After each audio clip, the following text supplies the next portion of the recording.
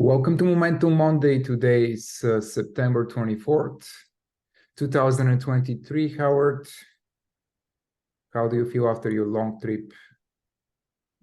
Feeling my age, buddy. It's 5:30 in the morning, and usually it's easy coming back, but this time I'm just I think from the biking. Look at my shirt. Look at my rarely wear a non. Oh, is this a shirt? I thought it's your pajamas. Yeah. Take your best shot. Who dressed me? Um. So let her fly. All right, let's talk about the market. Yep. So the market is in a correction mode. Yep. It's been in one basically since the very beginning of August. Yep. Typically, those corrections, they are kickstarted by pivotal events. So August 2nd, US debt was downgraded. We had a gap down and then a leg lower. Then we had a low volume bounce attempt, which failed basically after the FOMC meeting that we had last week. The Fed didn't really say anything new. I mean, they didn't raise rates as most expected. They confirmed that rates are going to remain elevated, most likely above 5% for the entire 2024. And it seems the market is finally realizing that the Fed is not bluffing, that the Fed is probably going to keep rates higher for longer. And this is what kind of started another leg of another wave of selling on Wednesday. And as you can see, we finished near the lows of the week on increasing volume. Yeah, we talked about that last week. The red bars are starting to. Yeah, I mean, definitely a lot more red bars than blue bars. Actually, since August, we've had a lot of red bars. Yeah, more distribution, a lot more distribution, very little accumulation bars. Yeah. And we're seeing this across the tape, really, in almost all sectors.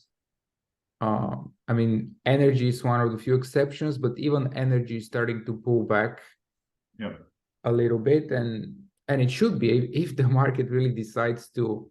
Oh yeah, they're not immune, right? Price in a potential recession caused by higher rates for longer.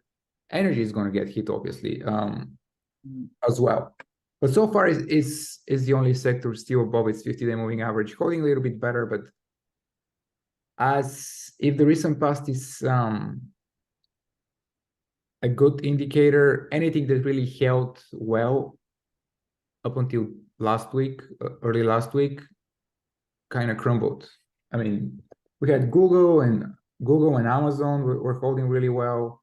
Google was my favorite idea, and below 130. And it's holding the best among the FANGs, but still getting weak. And all of those, like anything high momentum, like Celsius below its 50-day. One of the lead. Oh, that fell fast. ELF, believe it or not, one of the best performing stock for the past 12 months, up like 300%, pretty big 40% drop. So the S&P is barely, down 3-4%, and you see momentum stocks down 30-40%, which tells you boding well for. I'd say we're boding well for October. There's a lot of negative sentiment pretty quickly. I think the best indication of this, even though I hate saying it, is the S&P 493, which is up 50% this year, and the S&P 7, which the top 7, is up 50% this year. Yeah, the S&P 493 is up 3 or 4% this year. So I think the market has been pricing in these higher rates. I think I talked about it last week with the big 7 is they benefit from high rates because they have high cash balances. So they were borrowing at 1 or 2% for 10 years, and now they're earning 6% risk-free on their mega cash balances. And so if you can make $1 billion in interest while your competitors or smaller companies are struggling or running out of cash, think about the acquisitions. So we have this weird stage where, they've taught us, Ivan, that the new bull markets are led. Every new bull market is led by different groups, but these mega caps are now media companies. They're now cloud companies. They're now AI companies. They're now supply chain companies, chip companies. They kind of do everything. They're integrated countries and supply chains kind of. And what's happening is they're benefiting. The divergence of that economy helps them relatively more than anybody else.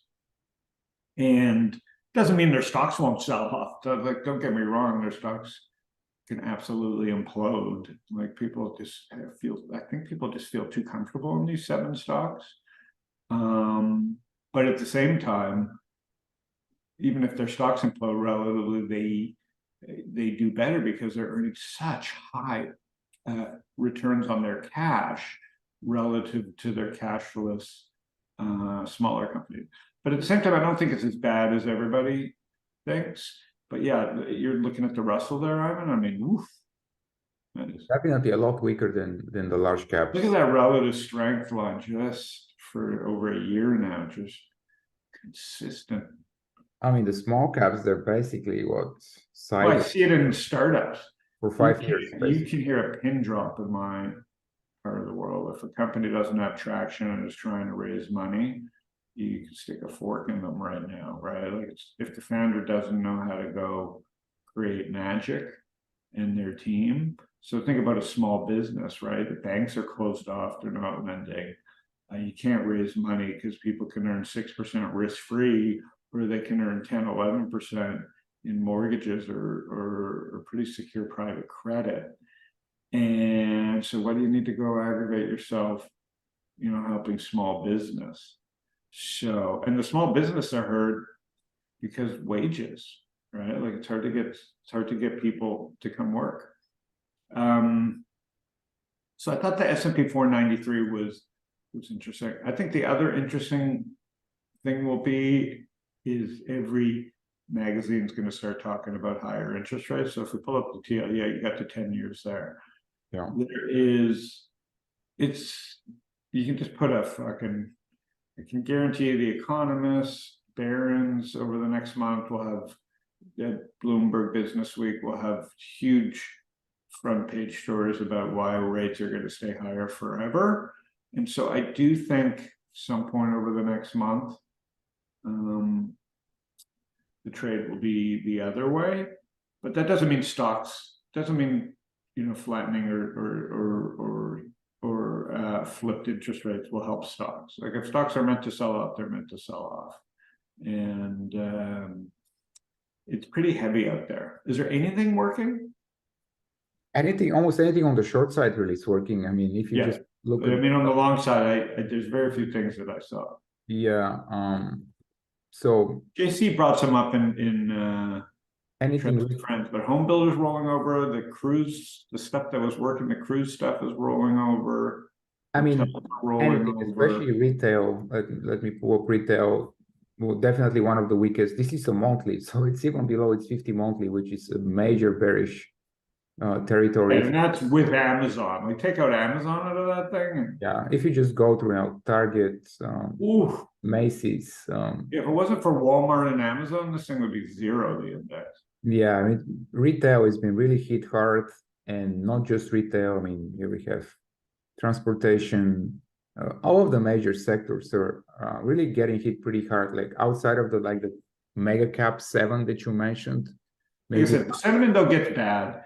Expect everybody to start piling on why we're going to have everybody's looking for a soft landing. I don't know why people have to think about that. Just look at stock prices. Stock prices are definitely feeling the weight of a slowdown.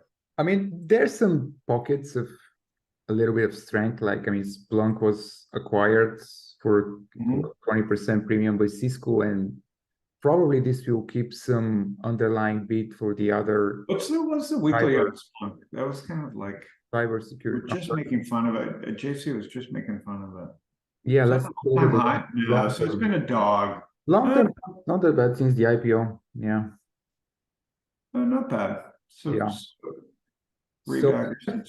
Some of the other like Okta and ZS, like these are the other cybersecurity names that, I mean, they're just holding a little bit better than the rest of the market. I'm not saying it's a buy. Obviously, when the market is in correction, it's really hard to make money on the long. I talked about it last week. AI and security is like, if you look at Checkpoint, it's an old Israeli CHKP. So security, the true security software companies, CHKP, Checkpoint. Oh, Checkpoint. Okay. Checkpoint. Yeah. So they'll tell up well. What else is looked up? Cyber, CYBR. Cyber. 1 second. Cyber. So yeah, so not that. Some of these cyber stocks are going to benefit. What my friends in Israel were telling me is anytime there's a new platform, whether it's mobile or cloud, now AI, and obviously crypto is one too, just not as big as these big platform launchers are very good for cybersecurity because there's more points of attack for cyber. So again, they're a big benefactor from AI. Because now there's all this compute out there that needs to be protected, all these different angles of attack. So that's the one area. Yeah. It's really interesting. Some of like the old internet tech stocks are holding really well. I don't even know what Dell is doing nowadays.